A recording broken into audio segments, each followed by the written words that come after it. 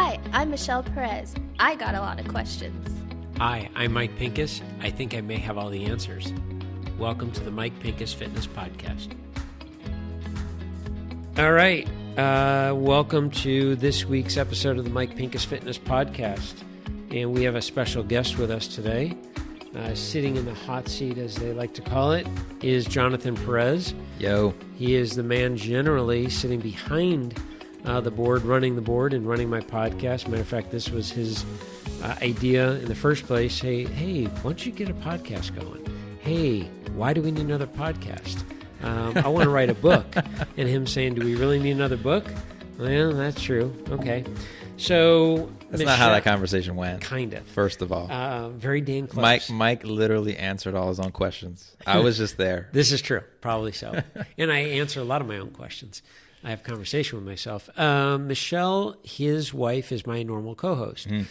And Michelle just ran her first half marathon in Yosemite and decided to run to Florida where it's totally flat and recuperate. And Michelle, I hope you're having a great time while we're dealing with the weather here in California. You left and I just took your seat, man. Yep, exactly. Move your feet. If you don't get back, you may have lost your seat. Watch out. So we decided, we being Jonathan, decided, hey, let's go real world style of podcast today, and let's interview Jonathan. Jonathan's got an interesting story. So we are going to start with question number one. Jonathan, where did you grow up? So before you even start, I sit here for hours thinking of witty replies and have to be quiet. And now they let me do it. This was all a ploy. I'm just kidding. Yep. But yeah, so what was the question again? Where did you grow up? I grew up, I guess technically I grew up in Florida. What do you mean technically? Well, technically. You either did or did not. Well, I split that because I did a lot of growing up in Georgia. Okay. Right. Where were you born? So I was born in Massachusetts. I know. That's why I say technically. Oh, my God. I know, because what do you mean by growing up, right? When did you leave Massachusetts? I left Massachusetts when I was 5 in 98. Okay. To Atlanta, Georgia, Marietta, Georgia specifically, which is half an hour north of Georgia if there's no traffic. Okay. So 2 hours away from Georgia. Yep. From Atlanta, excuse me. And yeah, my mom ran a diabetes education center in a hospital, and my dad was working construction with a company out there in Georgia. And prior to that, mom was just like a certified diabetes educator in Massachusetts. Dad was a history teacher in Massachusetts, actually in Connecticut. So they moved out because it's cold. And they were shoveling snow for 14 years, and they called it a day, and Dad didn't want to be a teacher anymore. So, they moved down, and we followed on. We were there for a few months. They hated the traffic. I mean, hated. And so we were kind of like latchkey kids there, me and my brother. Okay. My brother's 2 years older than me. We were out there. It was like one day we wanted to buy some furniture for us. For my parents wanted to buy furniture for me and Andrew, and it took 2 hours. We left at 7 p.m. So imagine the 405, right? And the only highways out there are like the 405. Like there's no nice 101, So it took 2 hours to get to the rooms to go. They were closing because they closed at 9 and we left at 7. And you would think, oh, okay, quick drive back. 2 hours later, we got home. Like, where is everybody going on a weekday? You know what I'm saying? They moved, and then I spent 15 years in Florida. So that's probably where I did most of my growing up. Did a whole bunch of stuff there. So you moved to Florida really around 5 or 6 years old? I moved to Florida, I would say 6 to 7, second grade. So where in Florida? I moved to, it's called Deltona, Florida. So that is, guys, I'm trying to figure out the video here because Mike makes these great expressions and you're just missing them all. You're missing them all. But basically, I said Deltona and he's like, that's not a real thing. Basically, it's in between Daytona Beach and Orlando. Okay. So if in like northeastern central Florida. Okay. And we moved there. There was this cool academy for us kids there. So I'm Seventh-day Adventist, and we went to the Seventh-day Adventist Academy. Was one of the big motives to move down there. Plus, Dad wanted to start his own business, which is its own thing. It's a whole conversation. So we moved down there, and I'm originally Puerto Rican as well. So there was a large Puerto Rican community down there. And this church that we were going to was like 98% Puerto Rican, and all of them studied with my dad somehow. That's an exaggeration. The point is he knows everybody. Inside jokes are tough for podcasts. All right. Just keep that in mind going forward. But yeah, so that was a bunch of reasons to get out there, and it was hot, and we got there and we were super like white, and I left like very like white skinned. And then we left and we were like black. Like when I moved to California, but I didn't meet Mike for probably like 6 months, 8 months. Maybe even more than that. More than that, I think. Yeah. I started working at Franco and met him a little after that. And you met me real nice and dark. Oh, yeah. And when I got to Florida, oh, man, I was like white, like paper white. Because you don't go outside in Massachusetts. Exactly. Yeah. I mean, there's snow in Massachusetts. you don't. But, it's funny. One of the road trips that Lisa and I want to do is a East Coast trip of the whole New England states and everything. So that's going to definitely that's on our bucket list. I just hope you're ready to be disappointed. I'm just kidding. I'm totally kidding. Jeez. Well, we just lost our whole East Coast feed. We're like, we're out. Oh, man. No, it's fantastic. I mean, so Dad, I mentioned, was a history teacher, specifically a American Revolution, and I think it's Puerto Rican history teacher and a bilingual. I'm telling you, again, Mike's express and a bilingual program in Connecticut. It's a very the Northeast is known for its education, and so you get pretty specialized up there. But so I always grew up with tons of history in my life, and if you just go up there just for history, is going to be one of the greatest trips for sure. I'm about as interested in history as yesterday. Oh, man. Yeah, which is really, now that I understand this, because Jonathan's, if any of you follow Jonathan on Instagram, most of his posts and jokes have something to do with history. And one of the things that's actually really funny is that I gave Jonathan and Michelle the authorization to take over my Instagram. Yeah. And so they post a lot of stuff for me. And one day I screenshotted a story that I had no idea what it was, and it was my story. And I'm like, what is this?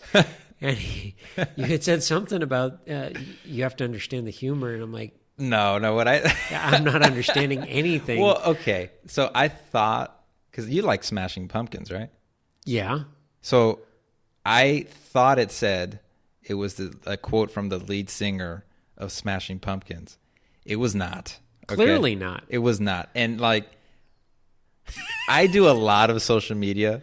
Wow. So I do social media for Mike as much as I can. I do social media for Franco Bikes. Yep. And I do social media now for Emery Bikes, which is an offshoot of Franco Bikes. And I am very fast skimmer. And I was like, this account has amazing photos. It's really well shot stuff. And the quotes are good. And I was like, I was going through and I was like, I thought I caught Smashing Pumpkins. It was not. And Mike so Mike was like, I realized this when Mike sends me the thing. And I'm like, oh boy, I don't even know. So I was like, it's cool. I don't know. Yeah. The kids will love it. Well, somebody had asked me, what does that mean? I said, I have no idea. Well, you posted it. I'm like, I did not post it. Jonathan posted it. And they're like, oh, who's Jonathan? I'm like, he's running the boards. So clearly doing a great job. That's classic of, now I understand. And history was my worst subject in school because literally it happened yesterday. I don't care what happened yesterday. Dang. Yeah, so that's great. For me, it's like, really? Yeah. I can barely remember what I ate for dinner last night, let alone who won the war. I mean, I kid you not, we were in Kansas City Yeah. a couple weeks ago. We went to a World War I memorial. And Mike's like, what? What happened? Oh, I mean, he was, and the couple that we were with, our friends Julie and Scott. And Yeah. Scott's kind of into this kind of stuff, and my wife Lisa is into it as well. And she's kind of, she's the type that she'll read every word on a monument, and I look at it and go, wow, that's pretty tall. And so, Me and Lisa are so similar. Oh, it's and Michelle and Mike are so similar. Yeah. It's actually ridiculous. I mean, we walk into this museum and they're like, "Oh, do you want to take a tour?" and this and that. And I'm like, "Can we go to the top of the tower?" I was not interested in the museum. I'm on vacation. The last thing I want to learn about is World War I. And so we go up to the tower like, wow, that is an amazing view. Yeah. That's what I got out of it. Yeah. Scott, I think, really wanted to stay and check it out. Julie, his wife, may have as well. Lisa probably did. I'm like, no, I'm out. Yeah. So anyways. Somewhere Franz Ferdinand is rolling in his grave. Don't worry. Oh, wait, no. You might know the band, I think. That's what I was going with. Yeah. I'm pretty sure that's the same. If it's not, guys, just let us know. Like, don't worry. All right, so what's your favorite memory as a kid, and how has your upbringing shaped you to be who you are today? All right. Favorite memory as a kid? Oh, jeez. Keep in mind, he's only 28. I mean, right? Still in it. Yeah. Yeah, I don't have that lined up, ready to go. Like, I should have gotten these questions beforehand. That went great. That's why they call it the hot seat. I know. I think probably one of my favorite memories, ironically, which it's like, I think it's a favorite memory of mine, and I think this one probably will help answer the second question more than the first question, is like working with okay, so there was a time when my dad started his business. So he does lawn care and landscaping. And you start a business and you don't have anything. You just have all your network that you might have made. So he gets in a position where one of his first places he's cutting grass at, mind you, we don't have the equipment for it. Mm-hmm. We barely have like a push mower and like a riding tractor. And he gets us to cut like an elementary school. And there is, I mean, it's too big for what we have. It's literally if he had it today, it would be one of his biggest accounts. Wow. Like as far as like square footage to cut grass. So one of it's not a favorite memory, but it's a memory I look back on that I'm like proud of, is the picture is my dad pushing a tiny push lawnmower, my mom riding the tractor mower, me and my brother, I'm like, I don't know, 7, and my brother's like 9, and we're like doing what we can to help them cut this gigantic field. It's the front field, and there's a back field. It's smaller, but there's like a field behind the school that's also large. It took us, I believe, 48 hours of work to cut this place. And like insane, like too much work. And I just remember thinking at 7, like, this is a lot.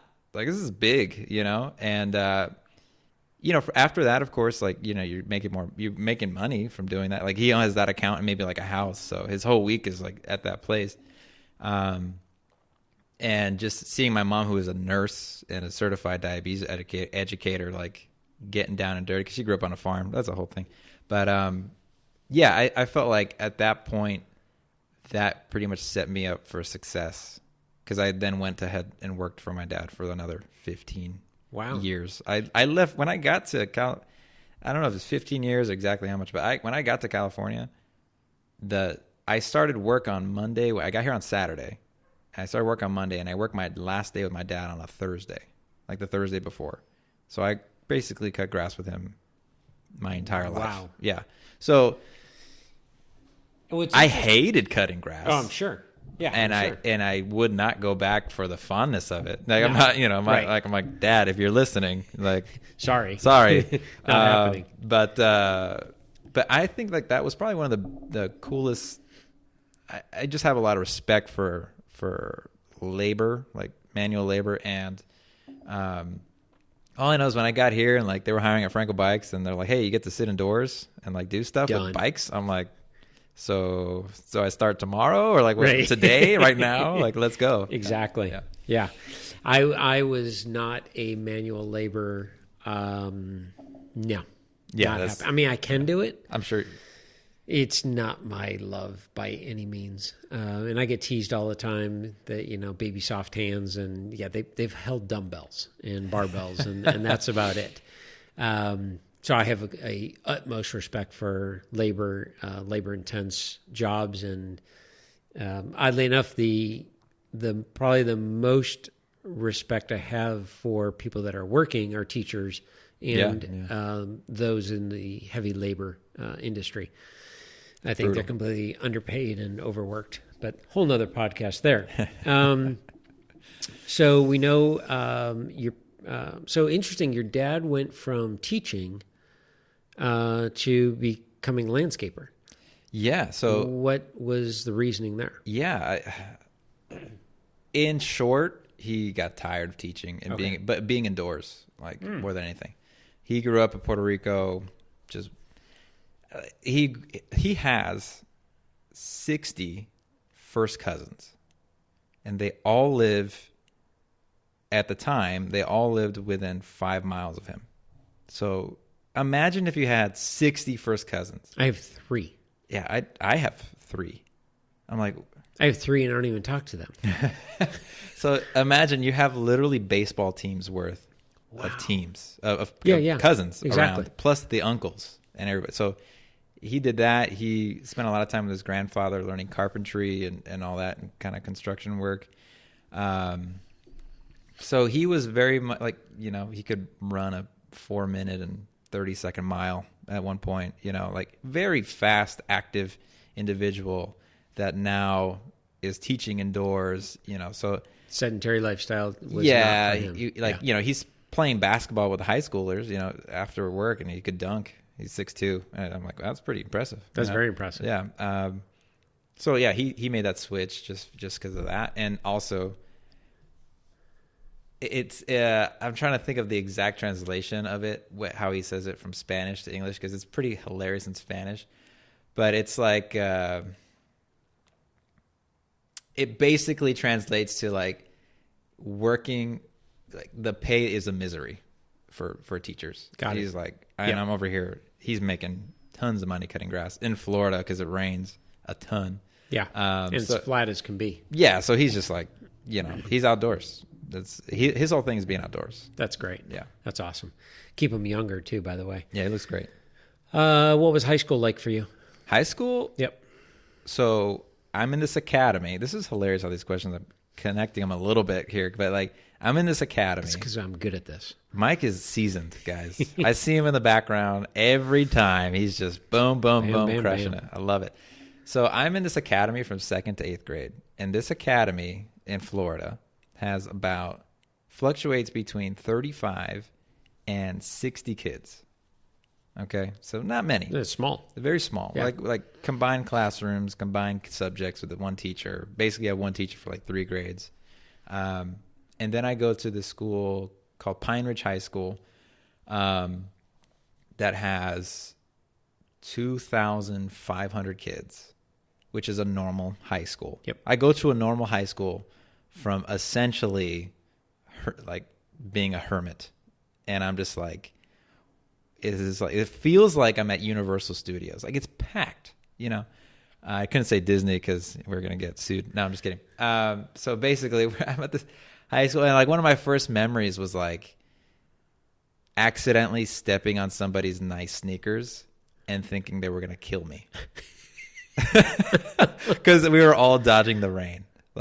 And this kid turns around, and I was like, oh man, it's like second day of school and I'm a dead man. Done. Thankfully I was tall. I'm probably 5'10" right now, and I was probably 5'8" when I got into high school. So wow. So I was like, very similar to me, just a foot taller. oh, almost man. identical. I can't make the jokes because I work. Yeah. But high school. But other than that, after that initial, so I go in, I don't know anybody. I literally have no friends. Okay. My brother is a senior, so he was never that person to be like, I'm too cool to hang out with you at all. It's just we didn't have the same like schedule. So he would go on lunch and I would go on lunch at a different time. And I would see him for soccer at the end of school, and he was on like the varsity team and I was on the JV team. So we basically saw each other in the morning and the evenings. Was soccer your only sport you played? So we got there, Mom's like, y'all gonna do cross country. And I was like, I want to play soccer. And he's like, cross country is only going to help you. And I'm like, that's true. There's a lot of running. So I did cross country for 3 years and I did soccer for 4 years. Okay. Because the senior year, I was like, I'm not running. Can't catch me running unless I'm chasing something. Right. Or being chased. Yeah. Yeah. So, but high school was great. I mean, I probably felt like it was probably 2 weeks that I didn't really know too many people, which sucked. And then like within a month, I knew like 20 people, and then by the end of that freshman year I probably knew like 500 people because I was like, I'm going to meet everybody. Right. And so and then it pretty much, like, if you could imagine a bell curve, is how many people I knew from 9th grade to 12th grade.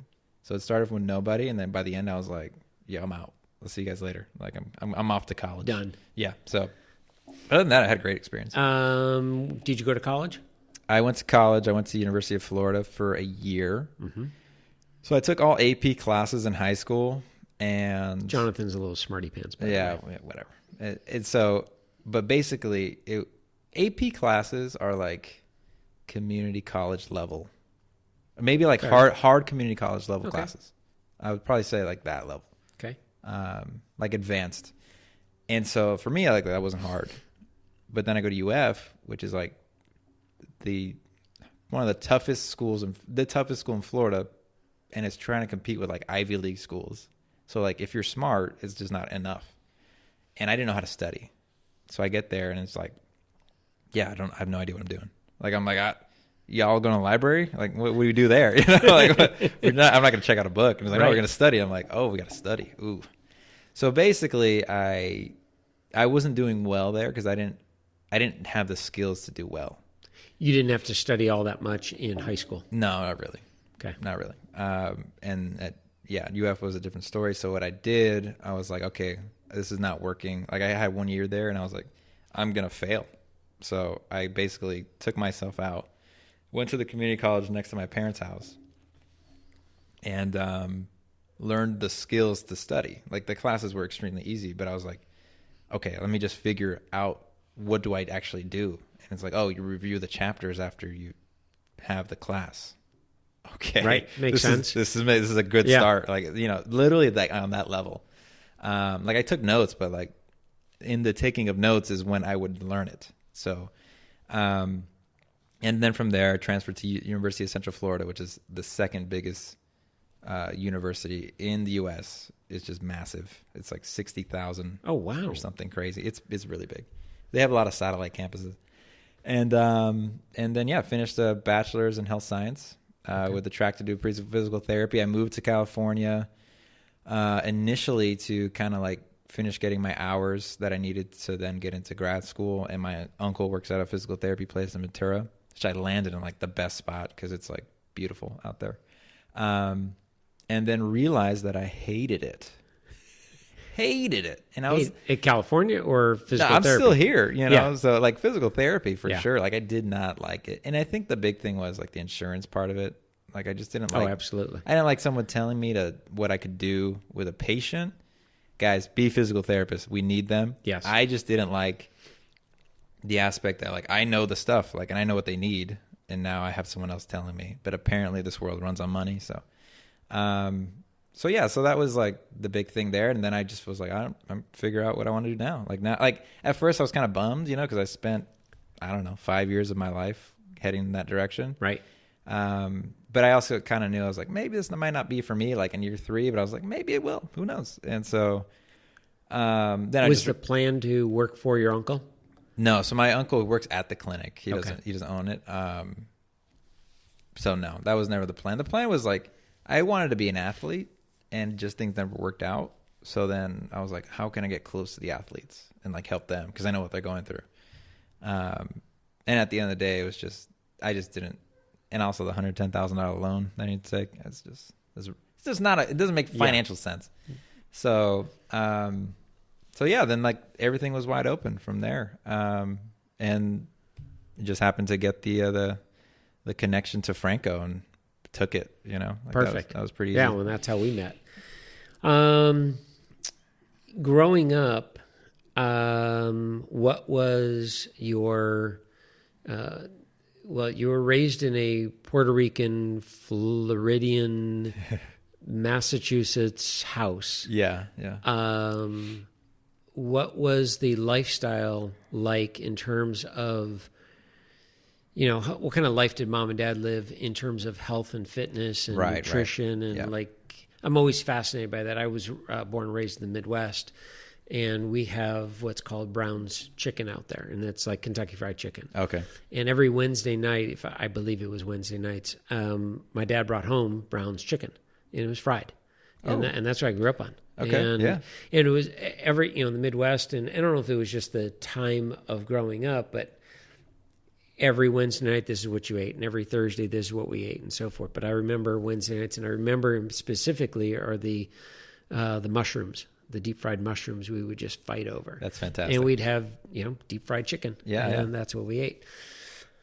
So I would have to say, kind of answering the question I asked you, but I would have to say is we grew up your typical Midwest lifestyle in terms of food. What was it like for you? Yeah, absolutely. So we grew up vegetarian. And that's pretty much that right there is just a can of worms right there. Because the Puerto Rican culture is not that at all. It's very meat focused. Yeah. Where did that come from? That was obviously mom and dad? Yeah. So mom and dad. So that came from mom. Okay. So what happened with mom was... Excuse me, both are Puerto Rican? Yeah. Both my parents, both are born in Puerto Rico. Both ended up in New York. Okay. And ended up in Massachusetts and finding each other there. But aren't there technically more Puerto Ricans in New York than in Puerto Rico? The island's like 130 miles by 30 miles. Like the thing is tiny. You can't fit them all, Like we got to leave. It's overflowing. No, I'm kidding. But yeah, there's way more. I think there's about just under 4 million Puerto Ricans on Puerto Rico. And there's like, I don't know, it seems like an infinity in New York. Wow. Or Kissimmee or any of those. Yeah, Chicago. exactly. Dude, it's crazy. It's crazy. Can't get rid of them. But no, so we grew up vegetarian. So what happened, mom grew up on a farm. And so, they'd kill the chicken and do the thing. But I forget how exactly it happened. Either the chicken wasn't stored correctly or something, but basically she bit into this piece of chicken and it was like disgusting. Like, I'm out. Yeah, done. Yeah, I'm not going to get into the effects of it. Let's say it was so bad that like mom hasn't eaten meat since. Wow. That's like, it just something happened and it was just terrible. So she's like, nope, I'm going to be vegetarian.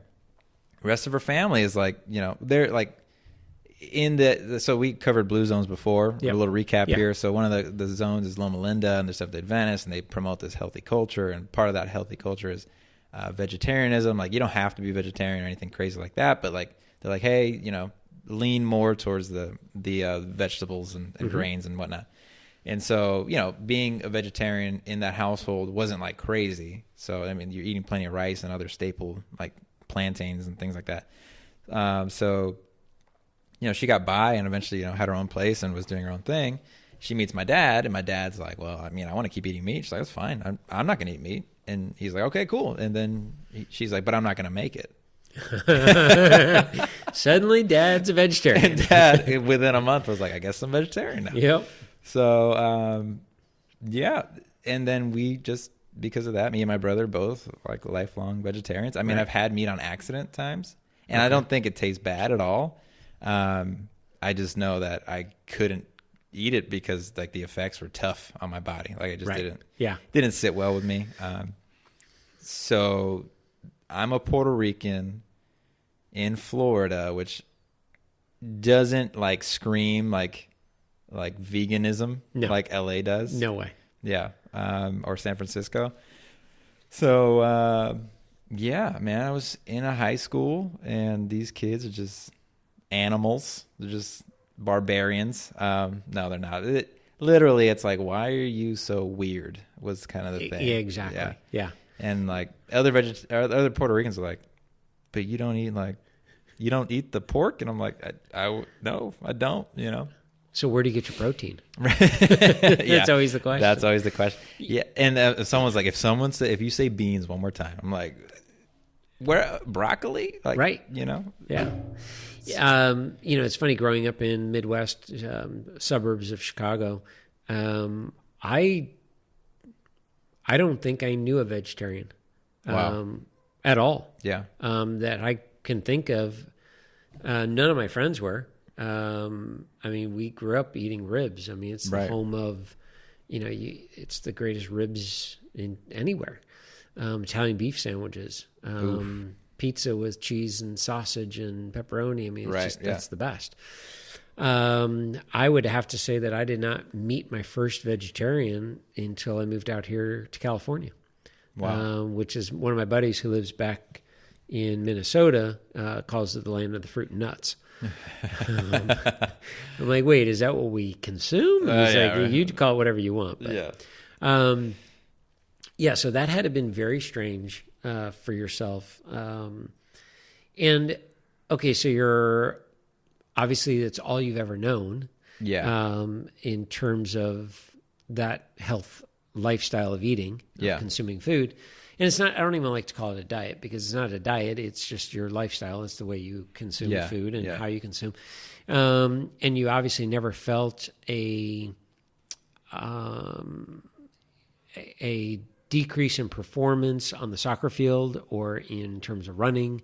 You were it would be impossible to feel the decrease if there was one. Right. I never, because you didn't know anything different else. But like, I knew I was like varsity captain. Like I was pretty good. So, that's what I love about that story because, there's a lot of guys I follow online, on Instagram in particular, and who are extremely smart. Yeah. I like one of my favorite saying from one of my mentors is these are men and women that have forgotten more than I'll ever know. Yeah. And it's a good saying. But there's one in particular, and he's like, look, you want to be vegan? That's fine. He says, but I will show you studies that prove eating meat will make you a stronger, faster, more powerful athlete. Yeah. And maybe not. I know there are famous bodybuilders, and my sport of love is bodybuilding. Yeah. And there are some very famous bodybuilders that are vegan. And it defies all the myths out there that you can't put on that much muscle. You and I joked before the podcast, that's always the question of, when my wife and I, Lisa is more vegan. I'm more pescatarian. Okay. She occasionally will eat fish, but it's very, very rare. But I would classify her as 90% vegan. And the first question is, where do you get your protein? And then the second question is, what do you eat? It's like, wait a minute. Do you just walk around with a drumstick in your hand and a rack of ribs and that's all you eat? Like, well, no, I eat everything else. I'm like, so what do you eat with that? And then they start rattling off. I'm like, okay, we eat that. We just don't eat the meat. Yeah. Like, but how does that fill you up? Like, you'd be amazed. It actually does. Man, I've had that that exact conversation. I could probably say like a true number 200 times. Yep. It's crazy. I'd say that's pretty dead on. Yeah. And then the other one, which you and I also said, is where do you get your protein? And I always love to say is, a gorilla, pound for pound, the strongest species on the planet. Yeah. And they're like, oh, now you're going to say we're like a gorilla. I'm like, I'm not going to go there with that. However. You're acting like one. Yeah. They don't eat meat. Yeah. They don't eat other animals. They eat bananas. They eat vegetables. They're not even a vegan. They're plant-based. Yeah. And then people, well, what's the difference? Well, it takes vegans to the next level. Yeah. There is nothing processed in their diet. And you're going to argue and you're going to ask a gorilla, where do they get their protein? Yeah. Go ask them. Tell me what they say. So, all right. So vegetarian your whole life. Well, I was going to say, don't tag Jonathan here in the socials, but essentially, like, you just have to eat more. Like, correct. Like the gorillas eat a ton. Yeah. You know what I'm saying? Like these bodybuilders are eating a ton of food. Yeah. Like you eat meat and you get full quickly. Yes, absolutely. Because because your body's not built for it. Yeah. Well, and it's a number of things. It's, and some will say, well, is it built for it? Is it not built for it? It literally is the amount of calories and the amount of fat calories that are in the meat compared to a bowl of broccoli. Right. And people always say, oh, yeah, you compare a bowl of broccoli and you compare, a steak, and, the vegetarian will tell you how many grams of protein and calcium and all these nutrients that are in the fiber in this bowl of broccoli compared to the steak.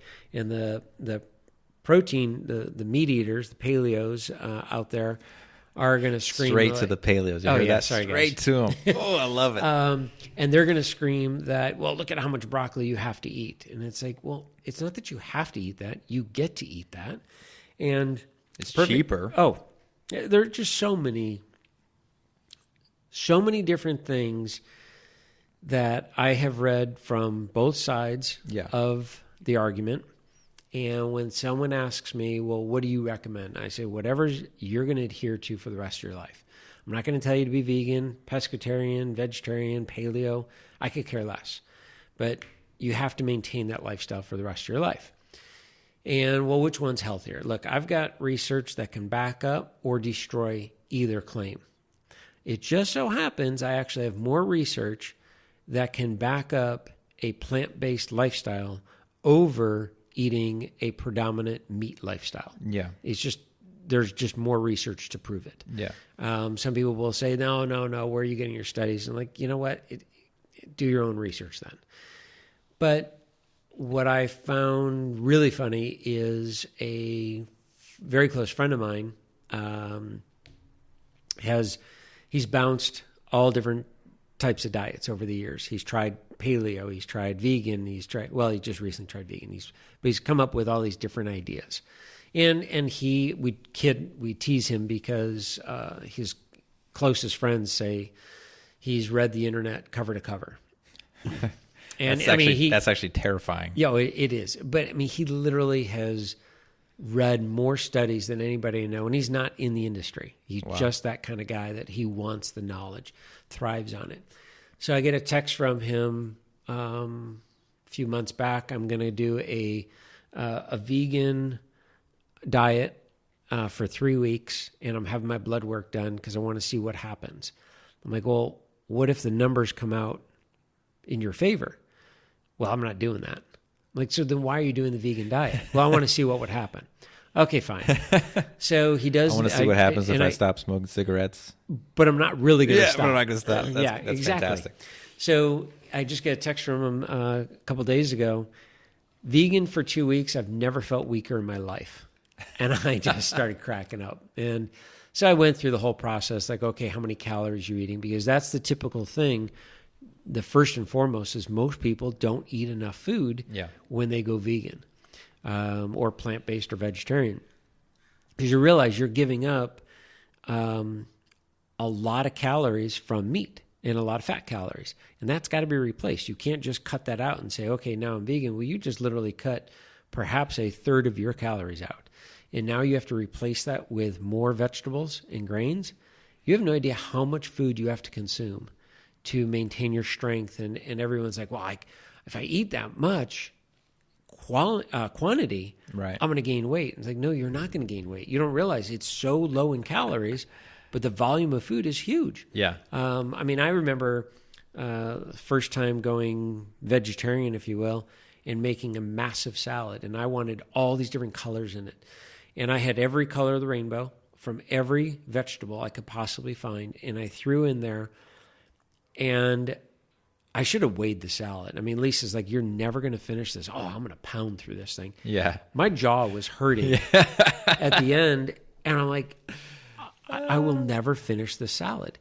But I never felt so good like that after eating these massive salads with no animal products whatsoever. All right, so you come out here, and we met through cycling. Yeah. Were you a cyclist in Florida? Yeah, so Dad was a cyclist.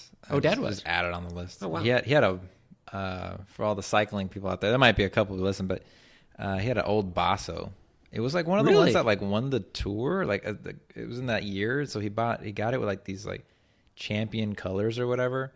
The champion colors were teal and salmon, which is probably sounds like the ugliest bike. Wow. And it was pretty ugly. Right. But yeah, he used to ride with the uncle that's here now. Okay. Up there, and he lives up here and used to live in Massachusetts when they lived in Massachusetts. And my mom's youngest brother used to live in Massachusetts, and they would all ride together, and they still get together to ride now. So he was doing that, and I didn't start riding bikes till I was like in Florida, and I was probably 13. Our first time I rode a road bike. I was riding bikes my whole life, like playing in the street or whatever. But that was probably my first time riding it, and it was like a. I don't think you know this brand. I don't think anybody knows this brand. That's why. That's what I mean to say. It's Shogun. No. Yeah. No one should know this brand. No. But whatever. It was a samurai sword. No, it was just Shogun. It was called Shogun. Like it was obviously an Asian brand bicycle. Shogun. It's literally Shogun. Dude, I think that was a TV show that I grew up in the Midwest watching. I can guarantee I don't know about that at all.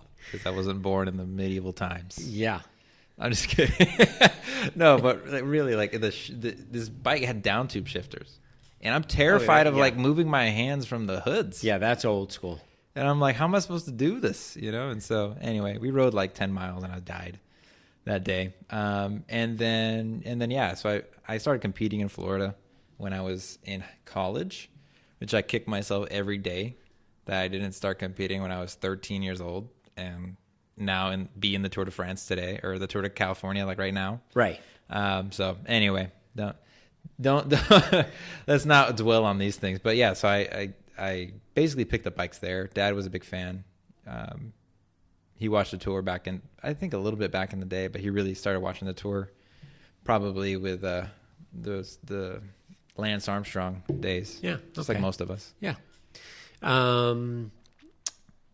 When you got to cycling and you started getting competitive with it, obviously still vegetarian. Yeah. Did you notice again, it's all you know, but did you notice anything in comparison to the other guys that you're competing against in terms of a decrease in power, can't keep up with the guys? Right. Florida is flat. Florida's flat. And Florida is very flat. So when I got here, are you talking about when I got here or in Florida? Well, in Florida and then when you got here. Okay. So in Florida, when I first started competing, I felt not enough power because I was too slow. Okay. Like, I was literally just not fast enough yet. And that's how it should be when you join. Yeah. I mean, unless you get these freaks that come out here and like, oh, I used to be a pro triathlete. It's like, okay, just be a Cat 1 already. Yeah, exactly. Yeah. But anyway, but as far as like nutrition stuff, no, I never did. And I was on like Gatorade and Cliff Bars, right? And now I think probably a few months ago, I was on like water and like a Cliff Bar. Like I literally I would eat enough to like power me through, but nothing more than what I needed. But anyway, so yeah, when I first started, it was like that. But I always had a advantage because like all these people work indoors. And I'm out there in the street, like literally all summer long, like getting used to this 95 degree, 100% humidity. Like that's huge. So I get out there and I'm like, I'm not going to lose because of the weather. I'm going to lose because my legs aren't strong enough. Right. Yeah, exactly. So, and one of the big things here is, and we talk about this all the time, is like cycling and running, specifically like soccer, like the cardiovascular difference is ginormous. I mean, I've never had the ability to take in as much air and use it appropriately than when I've been on a bicycle.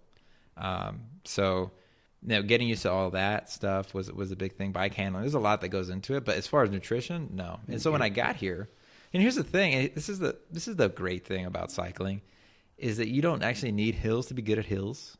You just need consistent power to be good at climbing. Which blows me away because there's a guy that we ride with, Aaron, who grew up in Pensacola, Florida. Telling these Florida boys. And it's flat. Yeah. And I mean, he's one of our fastest, if not the fastest local. He's top 5. Around Absolutely. yeah. Top 5. And I'm like, how did you get so fast growing up where it's flat. And he's like 25 to 30 mile an hour winds is going up a major hill. Yeah, 25, 30 mile an hour winds is freaking Deer Creek. Yeah. It's tough. Like, I think when I knew I was going to be good at climbing, because we would do, when I was still in Florida, we'd do this, my dad and I would go to Puerto Rico. They had this like tour. It was basically like a fun tour. You'd ride the island in 3 days. So it's like 3 more or less 100-mile days. And then they would have a couple of climbs because it's pretty hilly out there. And so they have the extended climbs, and they'd be like, you know, everyone's riding like 15 to 20 miles an hour all day. And like, they're like itching to go. So they let us go loose on the climbs. And like, I was never too far. Like, even my first year, I was like, I think I was finishing like 5th out of like 70 people. And there was like some real fast dudes. And I'm like, what's going on? Like, I guess I'm okay at this, you know? And then, you know, I'd go back and I eventually won it. And against like, because I was competing at that point. But like, I knew I was going to be good at hills when I got here. And I actually went on Grimes Canyon. So Grimes Canyon is a climb out here. And I went with the Ventura group. There's a good group that I learned how to descend and stuff with them. And I set what would be my fastest Grimes time the first maybe month I was here. Wow. And I couldn't touch until, and I've been here for 3 years. I couldn't touch it till like, I think it was like, I got it again. I think it was in like November of last year. Wow. Yeah, like I set this time, and I could not. I was just coming off of a 5-day race in Georgia, which was like brutality. I mean, like, the races are smaller out there, and there's less contenders, but they're equally fast. That's what I always think. And now, once you start getting up to the Cat 1-2 level, yeah, throw that out the window.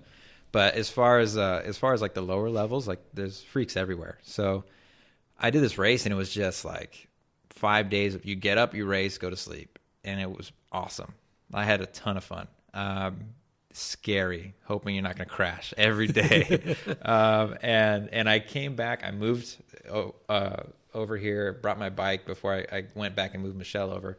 And they went out to the Grimes Canyon, man. And I was like, this is fantastic. I am going to climb this thing as fast as I can. And, you know, there was a kid who was like on the Lux team now. Oh, wow. It was out there. There was. Do you remember who it was? Brendan something or other. Brandon McNulty? No. Okay. Come on. No, man. I would remember that kid. Yeah. No, and that kid would never ride with the Ventura group because he's scary fast. That's crazy, though. Yeah, I was literally with a couple guys and like one like California national person. And I remember like I got up that thing. Like, there was like 20 of us. I got up at like 8th. Wow. And I was like, why are they so fast? I mean, they beat me by like a lot. Like a minute, and I was in the 14s on going up grind, which is okay. It's fast. And like, I was just like, who are these people? And then I was like, oh man, I'm gonna get so fast. I'm gonna climb so well. And then I literally could never see that time again ever again. It was hilarious. Yeah, but you know, I think the transition over to, like, was very like, I mean, Andrew Talansky, which guys, I'm sorry we're getting crazy into cycling here, but Andrew Talansky, who was a pro for a long time, was out of Miami, and you want to talk about flat. Miami is pretty. Oh, I didn't realize flat. that. Oh yeah. Oh wow. That's crazy. So you know, what I love about your story and how it fits in with the podcast and the theme of everything that we're talking about is the lifestyle vegetarian and growing up as vegetarian your whole life and never actually even having a choice. You know, I know there's a lot of people that are listening to the podcast that are questioning, which I get as a trainer all the time. Hey, I want to be healthy. Should I be a vegetarian? It's like, don't choose to be a vegetarian because you want to be healthy, because there's a lot of unhealthy vegetarians out there. There's Doritos that are vegetarian, guys. That's true. Yeah. Exactly. Mountain Dew is vegetarian. There you go, the perfect example. So the fact that you are a healthy individual, you're an avid cyclist, you're a runner, well, you're going to become a runner. And here you were raised as a vegetarian. You the choice was, you weren't even given the choice. Right. And it served you quite well. And so that's what I love to hear, that story. And look, there could be people out there that I'll interview someday that grew up in a traditional Midwest diet of eating, 25% of their calories come from meat or more, and they're very healthy as well. Sure. But it's all in how you go about it, how much you consume calorie wise, staying away from processed foods, things like that. So I thank you for being on. I thank you for taking the place of my co-host, Michelle. Just for a moment. Yeah, just for a moment. And with that, thank you for listening to this podcast this week. And if you like the podcast and you're digging it, please subscribe, give us the 5-star, thumbs up, all those good things where you're listening to your podcast. Rate us, leave a comment. Leave a comment on things you want to talk about. I have so many topics that I find interesting, but there's things that you guys may find even more interesting, and I may get a common thread there. So please reach out. It could be on Instagram. You can find us on Facebook. We have a Facebook page, Mike Pincus Fitness. Mike Pincus Fitness Podcast. That's it. Nailed it. Is the page. I'm on Facebook. You can find me, and I'm on Instagram, Mike Pincus. So find us, leave a comment, share with others, and we will talk to you guys next week. Have a good one.